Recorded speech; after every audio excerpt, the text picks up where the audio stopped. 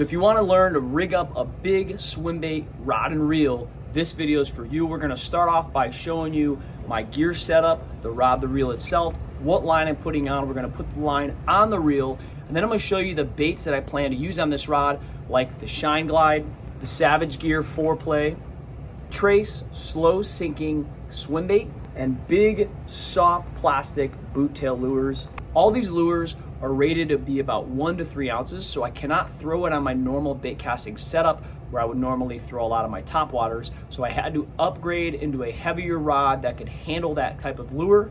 So the rod I'm using today is going to be my Dobyns Fury 795 swim bait rod. It is a heavy rod. It can handle a lot of these heavy weights up to 1 to 5 ounces. Now when I have that 1 to 5 ounce range, ideally I'm throwing in that 2 to 3 ounce range. That's kind of like sweet spot for the rod.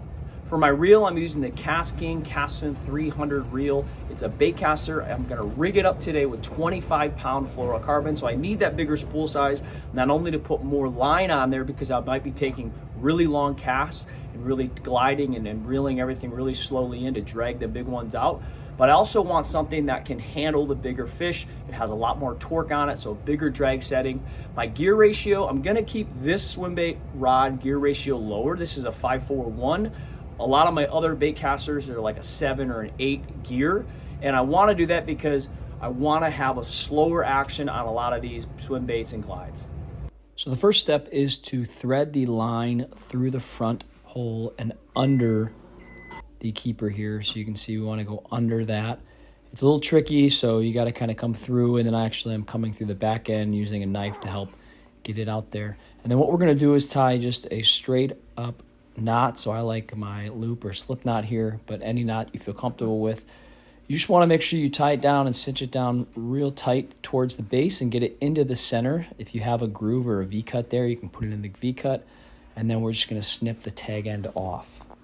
So the next step is to use a spooler or a partner where you just take a rod or a hard straw or something, put it through the center, and then you have them hold it so that the line is coming off the top of the spool and it's feeding into your bait caster. All you're going to do is you're going to start by reeling it in, making sure that you're not having it all bunch up into one side. So you might have to guide the line a little bit to start, just making sure that it's catching and it's wrapping on itself. The person who's holding the spool, you want to have them apply light tension just so you're as if you're reeling it through the water.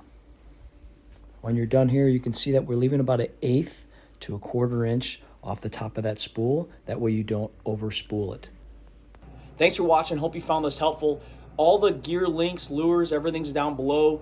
All that helps grow this channel and helps me make more content like this. Let me know what you guys think about the rods, the reels, the line setups, the lure options that I was using. It's cold here in the Midwest. I'm getting super excited to get out there in that late winter, early spring, go after some big fish who are ready to feed in that pre-spawn area. These are great setups that I like to use for pike that I'll go up when I head up to the northern cottage, big bass, and maybe chase some musky down here in the waters. Thanks again for watching, and make sure you guys subscribe below for more videos.